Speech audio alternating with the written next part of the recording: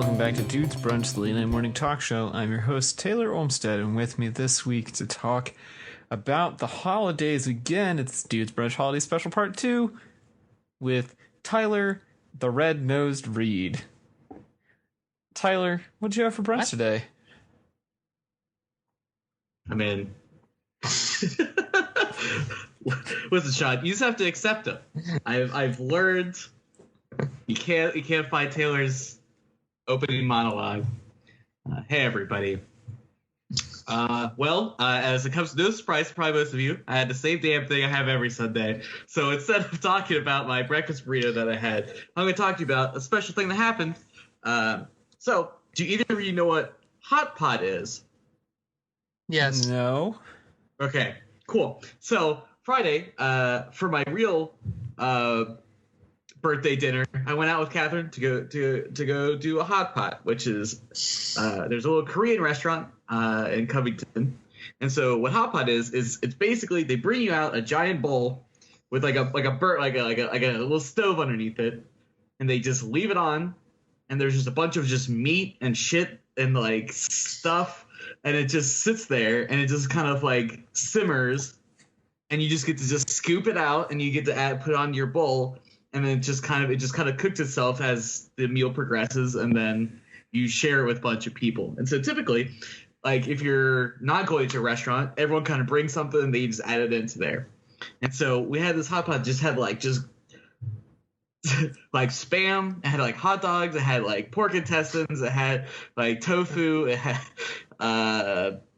some like noodles in it. So there was like a bunch of stuff in it, and it was like a religious experience. It was like one of the best ideas and food I've ever had in my life. And it's supposed to be for two people. On the menu it said for two, but boy do we have leftovers for at least two more people to eat there. So it sounds like a great experience. Right. I would highly recommend it if you have an opportunity to do it. You got something snappy to say to me? Some snappy intro? Sean, who stole Christmas Evans. What did you have for brunch today? I had multigrain pancakes. Ooh, fancy. No, don't say that. It's not fancy. Well, I bought them at Trader Joe's under the pretense that they would be as easy to make as pancakes that you get from the grocery store. And at the grocery store, you just add water to the mix. These, you got to add eggs and milk and oil. What a pain in the butt. Now, I don't want to do that. I just want to add water. Like, this is how the system always worked. You put a cup of mix inside of the same 2-cup pouring, like, measuring cup. Then you just add the 3/4 cups of water, stir it up, put it in the freezer. Time it takes you to heat up the pan. Then you just pour it out on there. With this one, you had to put, like, 2 things in there. Then you had to crack 2 eggs. Exactly. No one can see Taylor's face, but his eyebrows are furrowing up and down like a weasel jumping in and out of a bush. But like that's exactly what I felt like when I was making it. I was like, why are we doing this? Like, this is so easy before. And all of a sudden, Trader Joe's, a store that is generally pretty good at making healthy things uncomplicated, just made something that was already healthy even more complicated. I'm just a little bit disillusioned. I liked the pancakes. Sarah liked the pancakes. So at least they were good. Yes. I don't even know what to say. I'm so sorry for your pancake experience, Sean. That sounds awful. Mm-hmm. I'm sorry. To be fair, I've made flaxseed pancakes before, and that was a nightmare. Yeah, you just get that flaxseed shit right up out of here. We ain't having that up in here. Wow. And finally, from the island of misfit vinyls, Taylor Olmstead, what'd you have? Oh, thanks, Sean. Sean's getting mad about my snappy intros. I had a really pathetic brunch today, guys. I'm not gonna lie. I just had a bowl of chocolate mini wheats. I am officially in the clean out all the foodstuffs in the house phase of moving. And so it's getting pretty rough right now. Not a whole lot to eat in my place. Can't believe you've been in Atlanta for a year now. I have, yeah. That's crazy. It'll be a year on January 1st. So it's been almost a year. That's still crazy to think about, though. I know, right? It's like blowing my mind. That would mean I've been here for 8 months now. More than that, 9 months. We're coming up on 2 years of doing this podcast too. I know. Woo! Are we gonna do something special for the 2-year anniversary? I don't know. What is it? What is it? Can someone Google her what the 2-year anniversary? 2-year anniversary is? Is it like crepe paper or something? I think the first year is paper. Well, we blew past that one. So for some reason, traditional and modern anniversary gifts. So that has US and UK, and for the first year, for us it's paper, and for UK it's cotton, and then for the second year we're cotton, and then the UK is paper. So why did they decide to switch it up? Who fucking knows? So that means we would have to get a cotton gift. So something to do with Dudes Brunch t-shirts, maybe? You would say that, wouldn't you? It's the only thing we have that's made of cotton. Listeners can give us a suggestion via Twitter at Dudes Brunch and let us know what we should do for our cotton anniversary. Great. So, what sort of follow-up do we have this week, gentlemen? What did we talk about last week? We talked about Christmas commercials and Christmas music. Still love that Smashing Pumpkins song. Still love it. I've been out shopping, and I've been hearing more Christmas music in stores.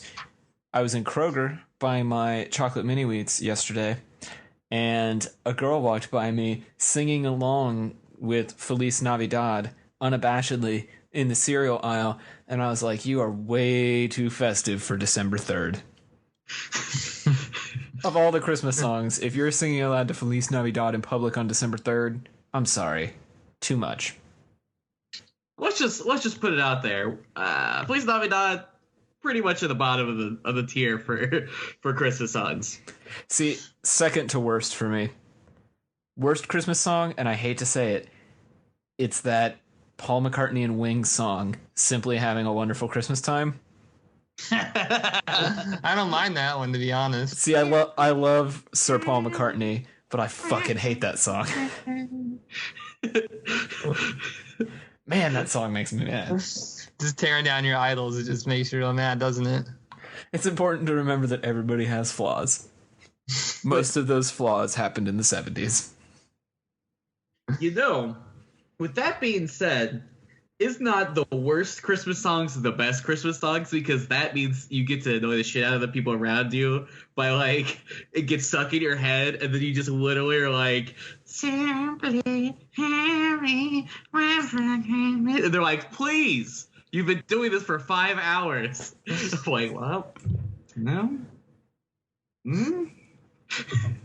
Ask for it. So this isn't a piece of follow-up, but I'm just curious. Did you guys watch SNL this week?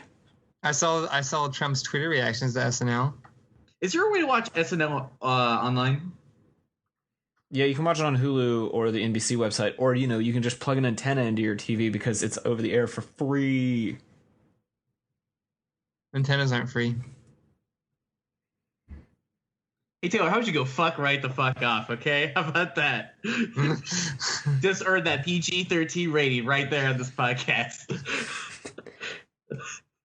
Anyway. I'm not going to use Hulu. I'll use NBC.com. I'll use that, okay?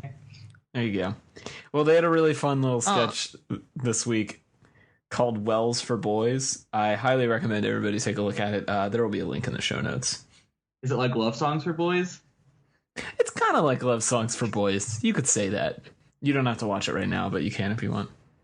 Speaking of NBC, though, I don't know if you guys knew this, but NBC actually has its own streaming TV app called Pluto TV. I have it on my Roku because I was curious about what they have, but it's just like a bunch of channels that NBC owns, and they have like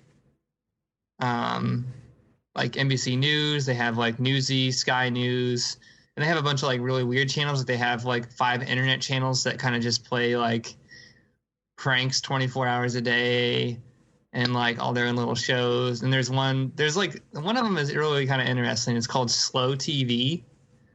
and it's essentially like YouTube videos, but that are super long. Like the other day they had one that was like a train going through Nova Scotia, and it was this entire trek of this train with like a GoPro strapped in the front of it. So you got to see like all the tunnels, and like it was really, I don't know, it was kind of cool and kind of dumb at the same time because I was like really interested. But then after like 10 minutes of watching a train go through the woods, you're like, okay, I'm kind of over watching this right now. I don't know if that's the whole point. So like watch slow TV, or is it kind of just to have it on and have something interesting on? This kind of sounds like, tying this back to follow up, the ambient music of television. Yeah, that sounds about right. Like it's just trains for like 8 hours. Why Currently not? on slow TV is Life on a Train Euro Trip. Oh my God, is it nothing but trains? Please No, tell me what it's it nothing is. but trains. Just watch it. If you can you like share the link in the comments real quick? Yes. Hold on, I have to figure out how to use the internet. Hold on, kids. What a Buckle up. What a We're for a ride. loser. All right, I got it. It's just like a live camera feed of some people on. Like, Oh my God, it's literally just trains. No, that's what I mean. It's just like a panorama of trains going around everywhere with like sound effects and all. It's like, remember that guy that we found a long time ago that's really into trains and Lego trains? Yeah. This is probably what he has Talked a on lot his about trains TV on this show. while he builds his Lego trains. Welcome to Dude's Brunch, the train podcast. But I mean, look at how pretty it is, though. You're like riding around in the train. You get to see all these like beautiful places. And there's something that's like really fascinating about this, but still agonizingly boring. Sean, I feel like this is the perfect fusion of you and I's interests. Like, if the things that we both like could like get smashed together into one thing, it would be slow TV. The only thing it needs is like some post-rock music in the background. Like, imagine watching this footage of trains with like fucking explosions in the sky for like 8 hours. There, it tells you the tunnel length. It's 174 meters. Oh my God, there's snow on the other side. Wow, that was crazy. Did you see that? Yeah, that was nuts. That couldn't have been. Watching it. I guess I have to watch again. It's like in real life. Oh fuck yeah! See, that's what I mean. There's like something actually kind of cool about this, but I actually really like the idea of this Pluto thing because it looks like they also have like MSTK 3000 and like apparently the Onions channel. So these are all like the weird digital only channels that you get if you have an antenna on your TV. Oh my God! Look at the docu TV right now. They have backlot Rocco's Modern Life live table read. Oh yeah, this is crazy. Yeah, see, like this is the kind of stuff that I put on in the living room. My roommate is like, what? And I'm like, dude, where was that at, Sean? It's MST3K or whatever. It's a docu TV. Docu TV. 638. Okay, all right, I gotta go down. God, this is so a bunch of people getting on some trains. Oh my God. All right, we should probably talk about something else. Oh yeah, but that's what I mean. Like I discovered Pluto TV and I turn it on it once in a while. It's because like I feel like it's actually has like unpredictable programming on here. Like there's all these channels. One of them's like classic cartoons. Like there's like after school cartoons that you would watch when you were a kid. Like 4K TV. Just all kinds of nuts stuff. See, I kind of love that shit, though. Like, the other night, I was watching, like, a 70s Family Feud while I was eating dinner. And it was hilarious. Like, totally down to just occasionally watch some weird stuff. Why not?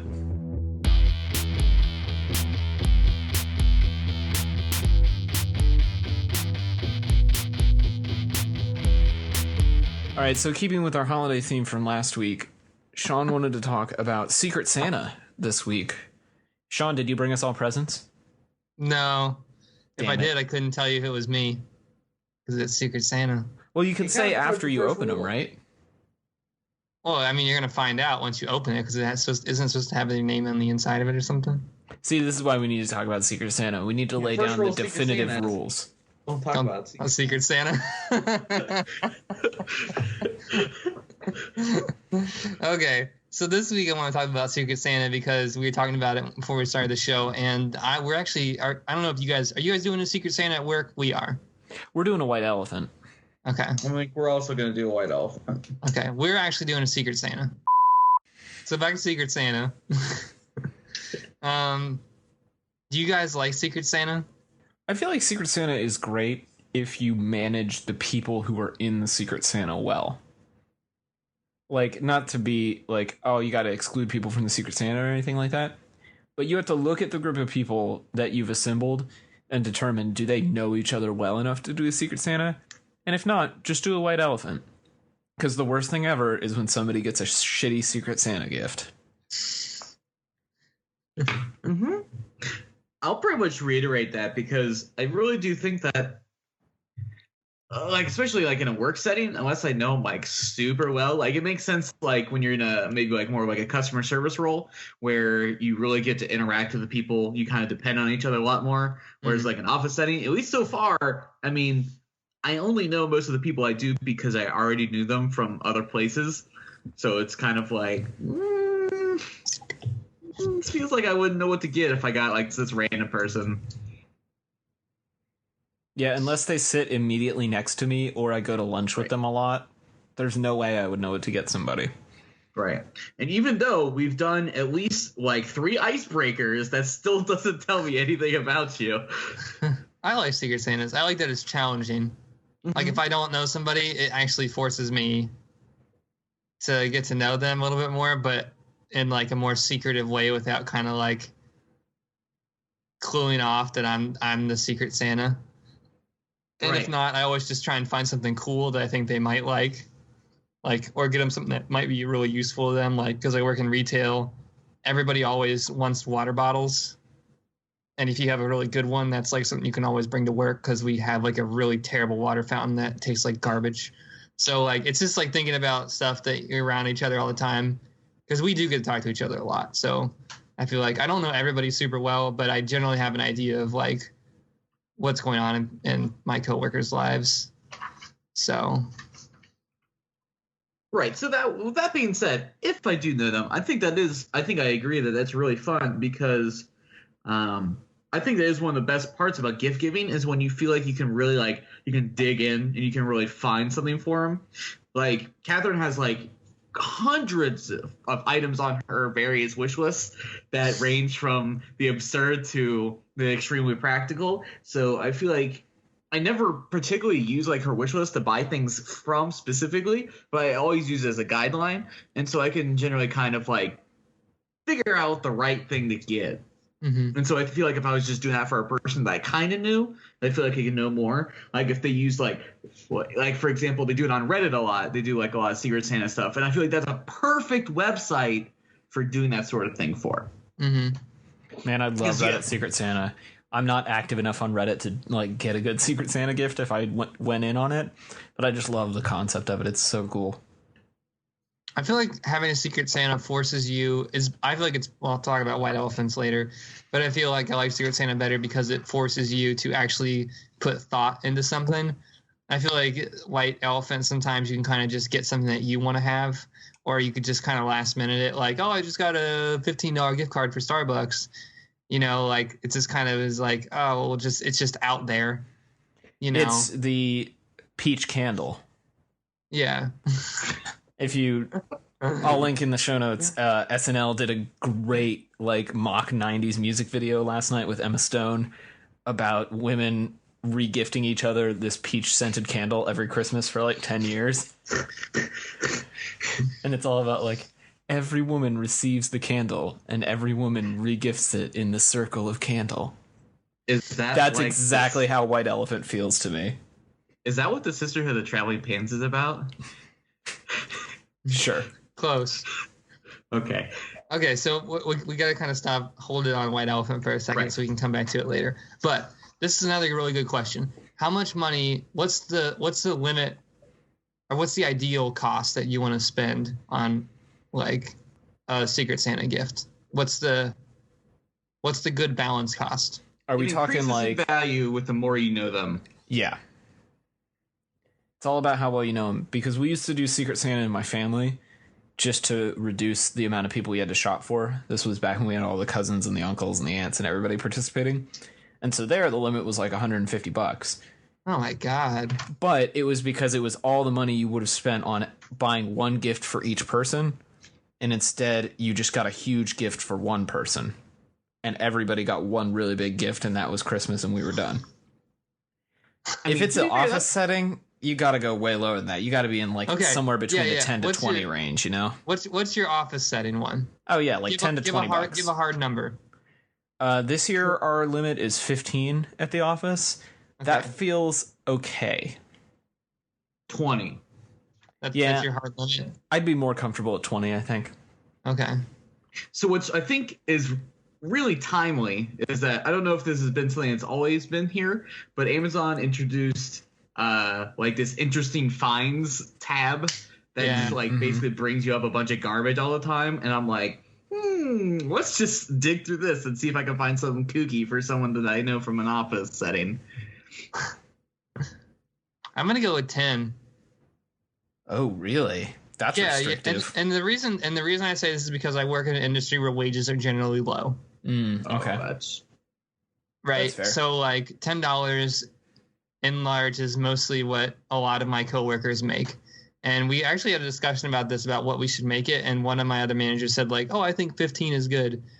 And another manager and I said that I think 10 is good. And it's not because it's like cheap, but like that's an hour's worth of work for somebody. And if you only work a part-time job, like $10 is, you know, that's going to work and coming home for 2 days. So on public transit. So, I mean, I think we have to be considerate of that like it's expensive to live here. So, and I think we are all on retail, so we know how to stretch $10. I think that's pretty reasonable. If I was in an office setting with like salaried employees, I could see it being higher. But I think you do have to keep it around that $20 range, even in an office, because it has to be kind of like, I really hate to say this, but it's got to be like a number smaller than you would spend on a family member. Does that make sense? Because you don't want to set your expectations too high. Yeah, I think it's really what it is. Because like one person's gonna get like a Gundam model, and then someone's gonna get like a bunch of like peppermint bark from like from the $2 bin at Sam's Club. Yeah, right. Like, oh well, okay. Clearly, you don't know who I am. There's that episode of The Office where they do a white elephant, and Michael buys an iPod to put in there. And it just like causes absolute pandemonium throughout the entire office because they're all fighting over the iPod. That is my biggest like anxiety with these events, is that somebody's going to come through with that kind of bullshit and just destroy the fragile balance that the office gift exchange is built upon. Okay, we got to keep going with. We got to stay away from white elephant until we get there, because. But I think even with Secret Santa, we can already get this feeling that like that the uncertainties of white elephant kind of really throws a wrench into things. But I think you can even with Secret Santa. Secret Santa. Even with Secret Santa, you can tell when somebody's gone too far. I don't know. I've never seen that. But to be fair, if someone really feels like they know the exact thing to get for someone, and they know that they're gonna like it, and they spend a lot of money on it, I mean, like, that feels so hard. I mean, I wouldn't want to like, just like, okay. So what's the over budget on it? What is the acceptable, like, if you're gonna spend over? What's the highest? How much over? Yeah, like if let's just say the budget's $20 or less. What's the highest you can spend? Yeah, like how much more? $5. Yeah, you can go $5 over budget. Is that including tax? Yeah. Yeah. Okay. Yeah. So it means you could buy something pretty much at 20. That's why I think the $5 limit is good. Like if you spend 15, the tax will get you close to 17 or 18 bucks. If you probably less than that, probably like 16. If you spend 20, looking like another $2 in tax. So that's probably pretty high too, maybe $1.50. So I don't know. That's how I feel about that. I feel like there's a range, but I think it's pretty easy to hit the price point. I feel like I'm more likely if it's $10, if I spend $7 on the first one, I'm gonna find something for the extra $3. Me too. Like I'm gonna max that out. I'm just gonna budget $10, and that's what I'm gonna get as much stuff as I can with that $10. So that's an interesting question there. Then I'll do it. So that's an interesting question then. Are you a bundle giver in Secret Santa? Like, do you bundle a bunch of small stuff together, or are you one big thing type of person? It depends on who it is. If I know this person and I can find one thing that's really nice and it just costs all the money, I'll just do that. If they want like nail polish or something, I'll just get them like 6 bottles of nail polish. I think just the one. I think one object or something that's packaged together, because I feel like that makes it. It feels like you get like a greater value, or it feels like unfair if you get like a bunch of like different packages, and it feels like, you know, maybe there's like more value added to it. See, I'm more of a bundle giver. I'm a bundle giver in most situations, even outside of Secret Santa, but I think especially in Secret Santa, because I like the idea of like having a concept or a theme behind the gift and getting a bunch of items that are related.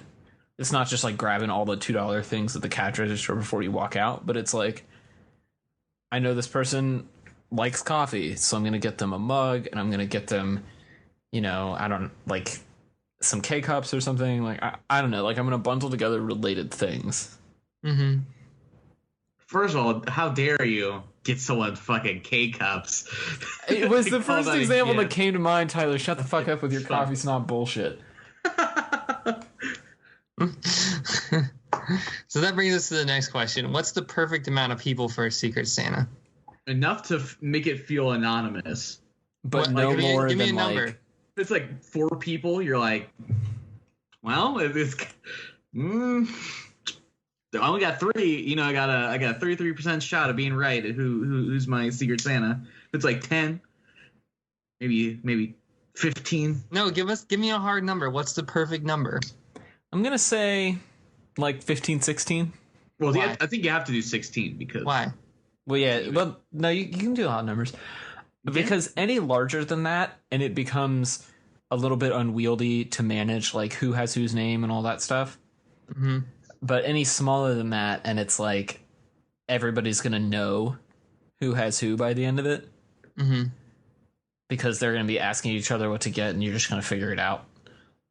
So yeah, somewhere around 15, 16 for me. And I've been a part of like 50, 60 person Secret Santas.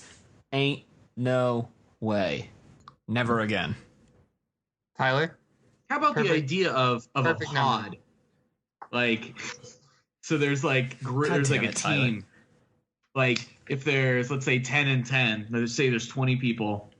And so 10 people, it's, you know, for a fact you're in this group, so it's none of these people, so you can like freely ask any of those people about the persons you have the Secret Santa. Right, but what Sean's asking is how many people in each pod.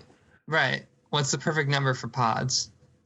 I've honestly never done a Secret Santa, but if I had to imagine, it would probably be like... Are you fucking serious? I've never done one. You've never done a Secret Santa? Wait, maybe one. Because there's the one I went to like with you in like high school. And I got Mary Dusing, the new Fall Out Boy album. There you go. You've done a Secret Santa. Great. What's the perfect number? I think that was like 14 people. Strategy-wise, think about it from a board game perspective. If you were going to design a Secret Santa board game, what would be the ideal amount of players? I would want to hide as big as possible. So let's just go. Well, we have to. Do we open them together, or do we kind of? Oh my god! I don't know. Yes, you open them all together. That's how Secret Santa works. Let's just say 20. 20. It's a good number. It's a big enough amount. You can hide a little bit. Sean, what's your number? I want a prime number. I'm gonna pick 23. And I like odd numbers because there's no way that everybody can figure out who's matched up with somebody else. I like that. I'm down with that. I don't like spoilers. Like I picked 23 because it has to be big enough to where nobody can possibly, because I know people who the first thing they do when they do a Secret Santa is they have to ruin it. They have to try and figure out who everybody is. Yeah, I hate that shit. So what I have, I'm gonna do the Secret Santa that when we're doing at my work, and like I'm gonna try and make it the most randomized methodology ever. So there's like no connection between who got what, and so nobody gets like these two pair off, these two pair off, these two pair off. There's no way that's gonna happen. So that way there's no, because I know someone's gonna be like, I figured out who my Secret Santa is, and I'm gonna say like, no, that's not it. I'm gonna, and then I'm gonna lock the list up in the safe, and no one's gonna know. Like I'm not even gonna tell anybody. Might as well just burn it. Well, no, you have to hang on to the list. You have to hang on to it. Scatter the ashes. That way, when somebody doesn't get a gift, you know who to fuck or like fucking yell at. You know. That's right. Who to fuck? So on that note, what's the best and worst Secret Santa gift to give or to receive? You can get this from personal experience or not. So for you, what would you hate to receive? What would you love to receive from your Secret Santa? One of my favorite Secret Santa gifts I ever got was actually a tin of homemade cookies. I was just so down with that like somebody took the time to like make cookies and they were fucking delicious. You want to know what's the worst? The worst Secret Santa gift I ever got was a pair of purple sunglasses.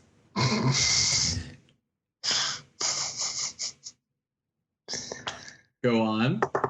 So this was my first summer on camp staff, and the person who got my name only knew me by my nickname. And when they pulled my real full name out of the Secret Santa hat, they had no idea who it was. So they just didn't get anything. And the day came that we were supposed to exchange Secret Santa gifts, and I didn't get anything.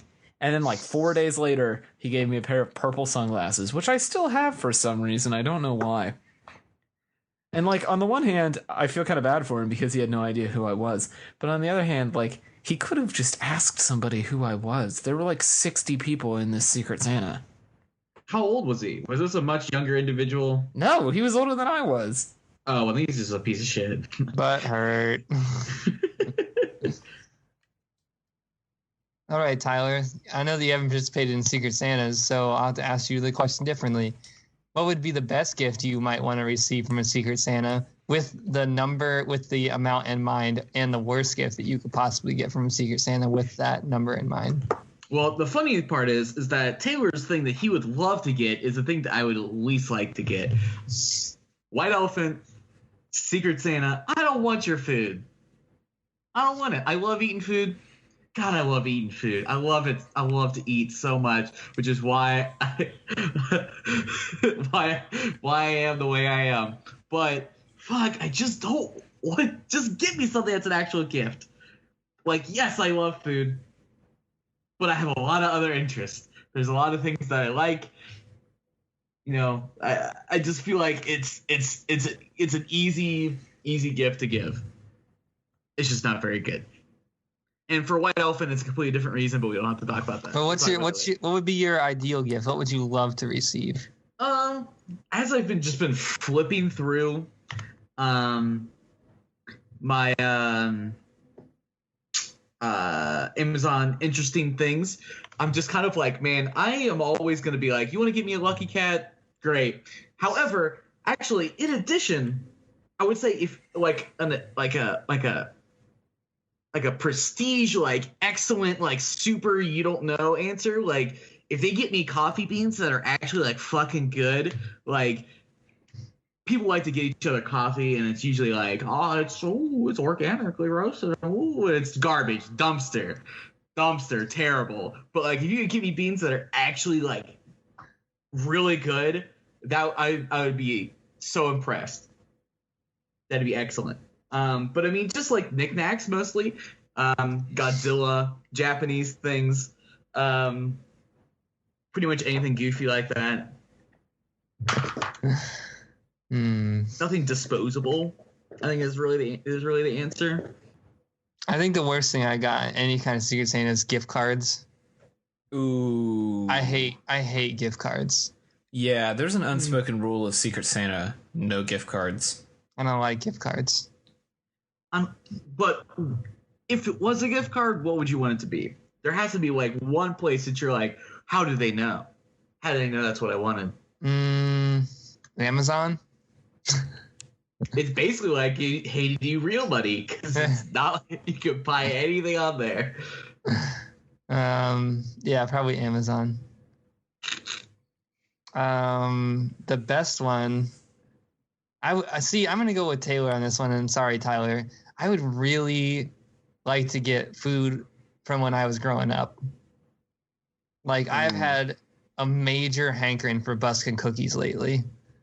Like, oh, Sean, every time I go home, that's like on the way out of Cincinnati, we stop at UDF, get gas, and get a pack of Busken cookies. That's what I mean. Every time. I've been dying for those sweet smiley faces. There's no place to get a cookie like that. Nobody has Cincinnati chili here. Like, just a shout out to the universe. If you want to make my Christmas, send me a Cincinnati care pack. Like, I will fucking be grateful for you forever. And I don't cuss on this podcast much, but that's how serious I am about that. Like, send me some Gold Star. Like, give me some Busken cookies. Get some if they were to send Airheads. you a care package, Sean, what would they send that to? Oh, I'm not saying my address on this show. I don't know what kind of people are on here. Do you have a P.O. box? That would be helpful. Hit Sean up in his DMs on Twitter if you want to send him a care package. So now we're on to the big question, which everybody wants to talk about because it's the only thing we can get at. White elephants. Love it, hate it. I love and hate white elephants. No, pick one. Like, it's so hard because some of the best gifts I've ever gotten came from white elephant, and some of the worst. All right, Taylor, you got to flip a coin. In your heart of hearts, you'll know the answer before you see the results. I'm in. If it's in my heart of hearts, I'm in on white elephants. All right, Tyler. Taylor Love or hate? Absolutely, I love it. What do you think, Sean? I hate it. I knew you would hate it because there's so much uncertainty. Exactly. I don't like all the rules. I don't like that there's like just buying stuff. It just makes me really mad. I had to watch. I don't know how you guys do the white elephant, but I hate the whole steal thing. Like once it has 2 steals, then it's like kept. I had a bottle of Crown Royal, a big bottle of Crown Royal, and it got taken away from me. And to this day, I saw this person like 2 years later. I still have not forgiven them. You don't fuck with Sean's Crown Royal. That's like rule number one. I saw them in another state, and I remembered their face because they stole my Crown Royal. Now every time you drink Crown Royal, you'll be like, that fuckboy. He took my Crown Royal. And it was Crown Royal Black too. Like it was the extra Not spice. cool. That's what I mean. Not cool. You don't. That's why I hate these whole rules. Like, well, you get one. Like, I'm sorry. Let me guess. And instead, you got a gift card. Oh.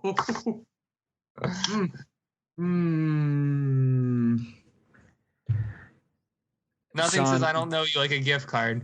I'm so sorry. You have been like smited by the white elephant gods. That's the worst white elephant ever. The white elephant took its big fat elephant butt and sat on me. It did. Killed me. It so did. I'm so disgusted by this story. I don't understand. Maybe I don't understand how good Crown Royal Black is. How do you not understand how Crown? Oh my gosh, Tyler! Please don't tell me you've never had Crown Royal Black. No. Sean, I think you and I are gonna have to start our own podcast. Listen. When Canadians bleed, it's molasses. When Canadians cry, it's Crown Royal. Just putting it out there. Taylor's gonna lose it.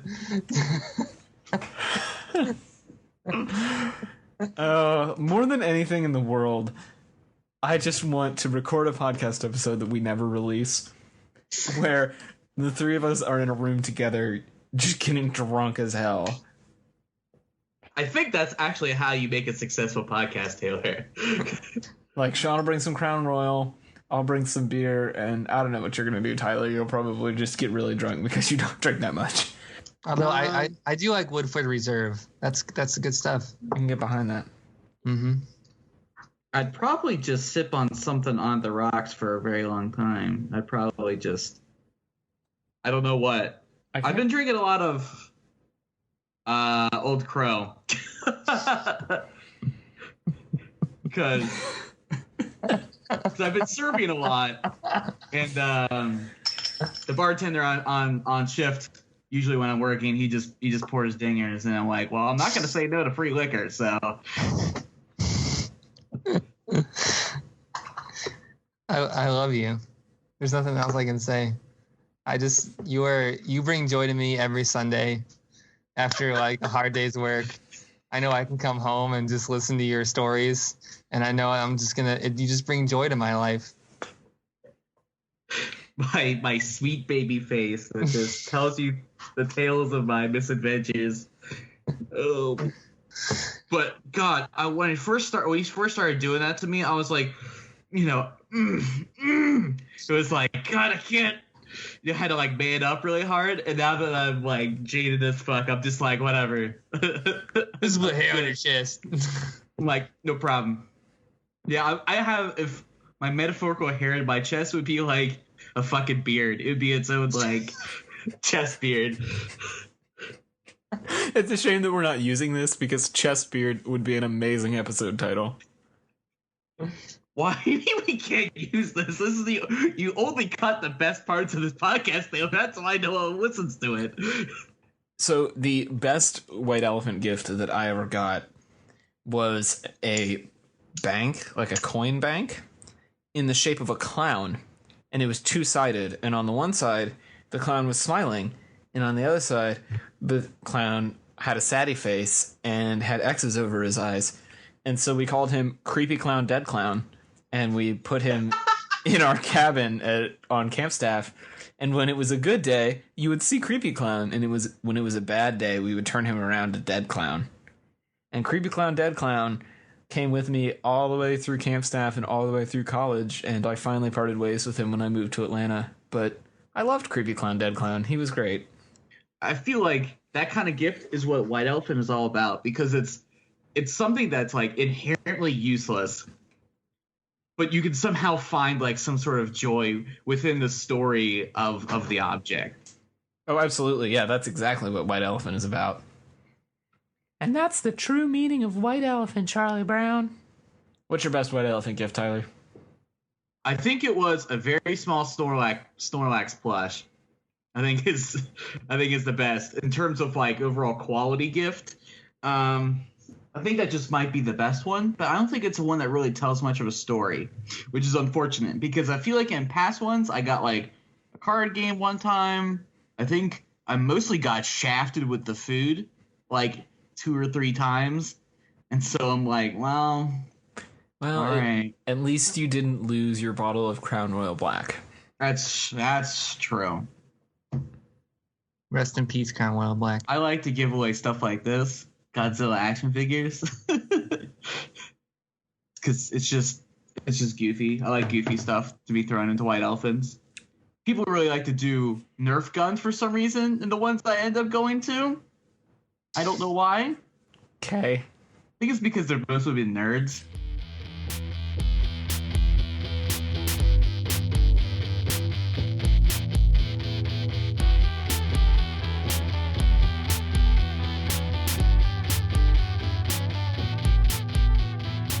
Alright, folks, it's time for our weekly piece of internet garbage. This week's internet garbage brought to us by friend of the show, Emily Bamforth. It's an Instagram account called @Sandisfying. It's like satisfying, but sand. So, would either of you like to explain to me, from your perspective, what Sandisfying is? Emily, you're a pervert. I'm just putting it out there. Your perverted fascination with magnetic sand confuses and infuriates me, and I don't exactly know what to make of this. This is like kind of erotic, but not for me. So, like, I mean, get it, girl. Like, don't let anybody don't let me, the symbol of patriarchy, tell you how to feel about your sand, but See, I think it's an ASMR thing, Sean. no. I'm pretty sure that's the context she introduced it to me in. I guess we should explain to the listeners what this is, because unless they pulled it up on their phone, they have no idea what it is. Sandisfying is an account where this woman makes mounds of sand. No. This is a particular kind of sand. You have to go to like a Brookstone to get this kind of like moldable sand. Okay, And it so probably costs like $30 to get it. these videos, it's this special sand from wherever Sean's talking about, and this person just takes knives and like cups and like pushes them into the sand or cuts the sand, and that's basically all it is just cutting and pushing around sand against pastel backgrounds. Does that do it justice, Tyler? Yeah. Yeah. I wish I knew what kind of sand it is. I should go take a look. I don't know the name brand of it. I just don't even know like how to process this. I sent this link to the guys before we started recording, and I think it was you, Tyler, that said, "Is it literally just sand?" And then you scroll down, and you just kind of stop talking for a while. All right, mostly because. Well, hold on. I think mostly I was confused because it's like, okay, sand is fine, and then like the picture, like the profile picture, is like just like some girl, and it's like going private soon. Please don't use my videos without credit, and then blah blah blah whatever. And so that immediately threw me off. I was like, what's There's this whole other thing going on there that we need to talk about, but I don't know. Sean, say some words about this. So I was just showing Sarah this, and she was saying that it was like satisfying because like watching it go in like even slices, there's something like kind of satisfying aesthetically about that. And I kind of agree with her, because when you think about sand and cutting sand, it never looks like that, which is kind of what's interesting about magnetic sand. But then she also brought up another video that I'm going to post in the comments real quick that we should also watch, which brings up other oddly satisfying feelings. Links to all these videos in the show notes. Is this just another? Oh God! Is this really gonna just turn into a fucking ASMR topic? Oh no, this is an ASMR. Nope. Nope. Nope. Nope. Nope. Nope. Nope. Nope. Nope. Nope. Nope. Nope. Nope. Nope. Nope. Nope. I'm noping the fuck out of that, Sean. Are you watching it, Tyler? I had to watch a commercial. Are you watching it, Taylor? Yeah. Oh God. Oh God. Oh, that's so disgusting. Also, what my face looked like. Listeners, Okay, Sarah also, just Sean sent us. probably post this video that was up there, so watch That was something not else. Sandisfying. It's better, I promise. That was not Sandisfying at all. Sarah jumped immediately from Sandisfying to graphic zit popping. I was not prepared for this. This is horrifying. I hate this. I hate everything about this. This topic has gone to hell in a handbasket, and I hate everything. No. Okay, so this is... So actually, I think I saw this on Reddit one time. And at first I watched it, and I was exactly you guys. I was like, oh my God, this is the grossest thing ever. And I showed it to Sarah like before Thanksgiving, and she was like, I can't unsee this. This is like going to scar me for life. And I was like, oh no, you're going to have to show it to somebody else. Like, you just can't help it. And at Thanksgiving, she went home and showed it to her family. And I was like, that's what I mean. Like, you can't unsee this, but it's something that's like, there's something that's like weird about watching this video. It's like a train wreck. To be fair, my dad does this sort of thing for a living. And he said it was a genius way to do marketing. There we go. Her dad's a plastic surgeon. He said it was a genius way to do marketing. Kind of got to agree. I mean, sure, but just no. Just no. And, like, I think it's important to remember that the internet is full of more garbage than you can ever comprehend. And there are people who will enjoy the most horrifying things that you just can't understand. Like zit popping, which I am not okay with. Sandisfying is funny. Did you watch the whole video? No! Did you watch the whole video where she talks about how she kind of makes these videos to show people that all kinds of people have skin conditions, and that she makes it so people can talk about these things and they understand that it's okay to go seek help and that it's not embarrassing? That's fine. That's a great message. It does not need to be at the end of that video. Let's put it at the beginning of that video. Please. But how does this relate to sand? How does this relate to sand? So, Tyler alluded to it earlier. This Sandisfying account, they have changed their name on Instagram to Going Private Soon. And their website URL is, if you don't start commenting hate. And it seems like... It's a fetish. It's a fetish website. Yeah, it seems like these sorts of accounts, these... maybe not necessarily sexual fetish, but like niche interests or ASMR or whatever you want to call them, they get a lot of hate and they get a lot of like harassment and things like that. And I don't want to talk about harassment because we've been down that road before. But I think it's so interesting that these accounts exist in the first place, and B, there's like this huge community around them that then this person feels like obligated to. And so they have to say Going Private Soon, and they like take requests from people about different ways to cut sand, and like it goes from being a hobby to almost feeling like serving an audience, I guess, which is basically any kind of internet content, but it just seems weird to me in this form. I don't know why.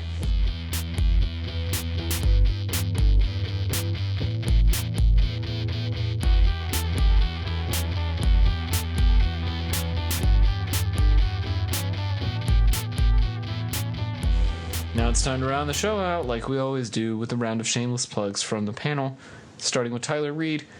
Tyler, if the people would like you to design them a white elephant gift, how would they get in touch with you? Hey everybody, you can find my work at tylerdreed.com. Then, if you want to talk to me on the socials, you can follow me as TDR Design on Instagram and Twitter. That's right. Mm-hmm. And Sean, if people are curious about what they should wear to their office holiday party, how should they get in touch with you? They can hit me up on Twitter at sevans8910, 78910. God, I love saying that. Greatest hashtag ever. Or they can follow me on Snapchat, that same one. Haven't been on in a week because I've been so busy, but someday I'll get on there. I'll see your snaps. I'll follow your snaps. Just let me know. Snap at me. And if you're looking for new podcasts to listen to on your long flight or drive back to visit your family, I can gladly give you recommendations over on Twitter. You can follow me as TC Olmstead.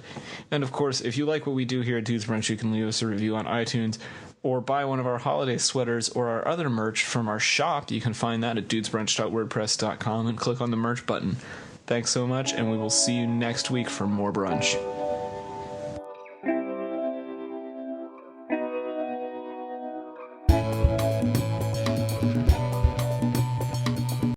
That Great Lakes Dortmunder Gold in your hand? I'm so jealous of you right now. We can't get Great Lakes down here. You should write your congressman. I know, right? I was so mad because the Christmas ale came out and I couldn't get any. That's okay. That's actually one beer that I don't like that they make. It's really overrated. See, I like to have like 2 or 3 of them a year and then I'm done. I just want to be like, I've had a couple, it's Christmassy, time to move on. I told Sarah we should just get a keg of this. Of Dortmunder? Yeah. Just cut out the middleman. I mean, it's probably a good idea. This has been Sean and Taylor's Craft Beer Corner.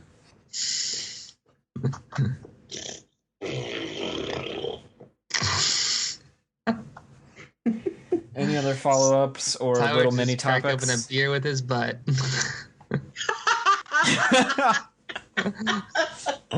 Oh. Way to go, Tyler.